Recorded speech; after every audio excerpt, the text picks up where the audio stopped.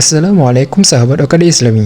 Setelah dibangkitkan di hari kiamat dan melewati beberapa proses, manusia akan dibagi dalam dua golongan. Ada yang menjadi penghuni surga dan ada pula lainnya menjadi penghuni neraka. Hal tersebut menjadi penentu ke tempat mana kita nantinya akan kembali.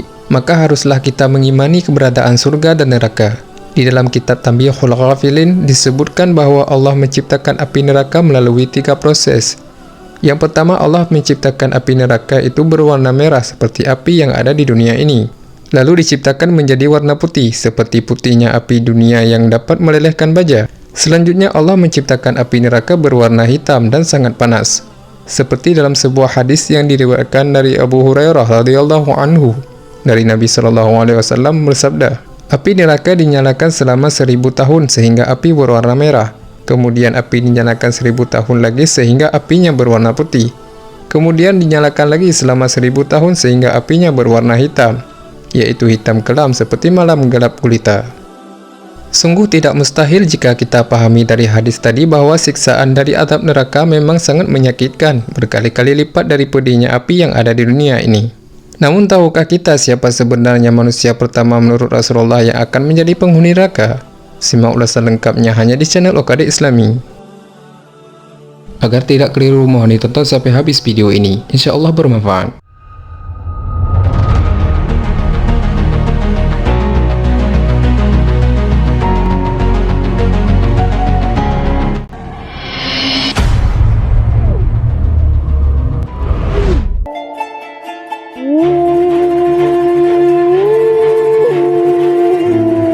Imam Muslim pernah meriwayatkan satu hadis yang artinya, telah mengabarkan kepadaku Yahya bin Habib al-Harisi. Dia berkata, telah mengabarkan kepadaku Khalid bin Ahrisi. Dia berkata, telah mengabarkan kepadaku Ibnu Juraij. Dia berkata, telah mengabarkan kepadaku Yunus bin Yusuf dari Sulaiman bin Yasar. Dia berkata, ketika orang-orang telah meninggalkan Abu Hurairah, maka berkatalah Natir bin Qais al-Hizami Asyami, seorang penduduk Palestina, dan beliau adalah seorang tabi'in. Wahai Syekh, ceritakanlah kepadaku suatu hadis yang engkau dengar dari Rasulullah SAW. Baiklah, aku akan ceritakan, jawab Abu Hurairah. Aku telah mendengar Rasulullah SAW bersabda, sesungguhnya manusia pertama yang diadili pada hari kiamat adalah orang yang mati syahid di jalan Allah. Ia didatangkan dan diperlihatkan kepadanya kenikmatan-kenikmatan yang diberikan di dunia. Lalu ia pun mengenalinya. Allah bertanya kepadanya, amal apakah yang engkau lakukan dengan nikmat-nikmat itu? Ia pun menjawab, aku berperang semata-mata karena engkau sehingga aku mati syahid.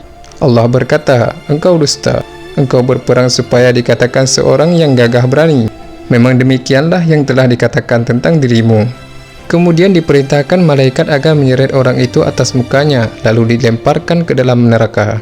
Rasulullah SAW melanjutkan sabdanya, berikutnya orang yang diadili adalah orang yang menuntut ilmu dan mengajarkannya serta membaca Al-Quran. Ia didatangkan dan diperlihatkan kepadanya kenikmatan-kenikmatannya, maka ia pun mengakuinya. Kemudian Allah menanyakannya, amal apakah yang telah engkau lakukan dengan kenikmatan-kenikmatan itu? Ia menjawab, aku menuntut ilmu dan mengajarkannya serta aku membaca Al-Quran hanyalah karena engkau. Allah pun berkata, engkau dusta. Engkau menuntut ilmu agar dikatakan seorang alim, dan engkau membaca Al-Quran supaya dikatakan seorang qari. Memang begitulah yang dikatakan tentang dirimu. Kemudian diperintahkan malaikat agar menyeret atas mukanya dan melemparnya ke dalam neraka. Berikutnya yang diadili adalah orang yang diberikan kelapangan rezeki dan berbagai macam harta benda. Ia didatangkan dan diperlihatkan kepadanya kenikmatan-kenikmatannya, maka ia pun mengenalinya. Allah bertanya, apa yang engkau telah lakukan dengan nikmat-nikmat itu? Dia pun menjawab, aku tidak pernah meninggalkan sedekah dan infak pada jalan yang engkau cintai, melainkan pasti aku melakukannya semata-mata karena engkau. Allah berkata, engkau dusta. Engkau berbuat yang demikian itu supaya dikatakan seorang dermawan, dan memang begitulah yang dikatakan tentang dirimu. Kemudian diperintahkan malaikat agar menyeretnya atas mukanya dan melemparkannya ke dalam neraka.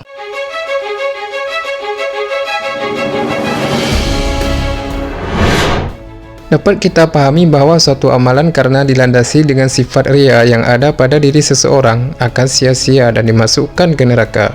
Syarat pokok agar diterima suatu amalan soleh adalah ikhlas karena Allah semata dan tidak terbesit sedikit pun riya di dalam hatinya.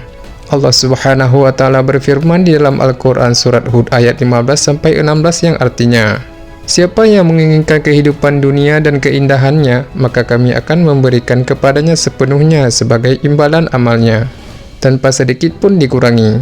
Mereka ini di akhirat nanti hanya mendapatkan api neraka dan amal mereka tidak bermanfaat di sana, dan apa yang telah mereka lakukan menjadi batal. Rasulullah SAW juga bersabda dalam sebuah hadis yang artinya, sesungguhnya yang paling kukhawatirkan akan menimpa kalian adalah syirik kesyir. Para sahabat bertanya, apa itu syirik kesyir wahai Rasulullah? Beliau berkata, syirik kesyir ialah riya. Allah Ta'ala berkata pada mereka yang berbuat riya pada hari kiamat ketika manusia mendapat balasan atas amalan mereka, pergilah kalian pada orang yang kalian tunjukkan perbuatan riya di dunia, lalu lihatlah apakah kalian mendapatkan balasan dari mereka.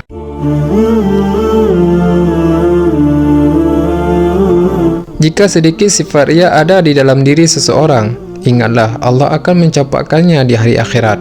Semoga menginspirasi dan bermanfaat. Bagikan videonya ke teman dan saudara Anda agar mereka juga merasakan manfaatnya. Akhir kata, wallahu a'lam bissawab. Wassalamualaikum warahmatullahi wabarakatuh.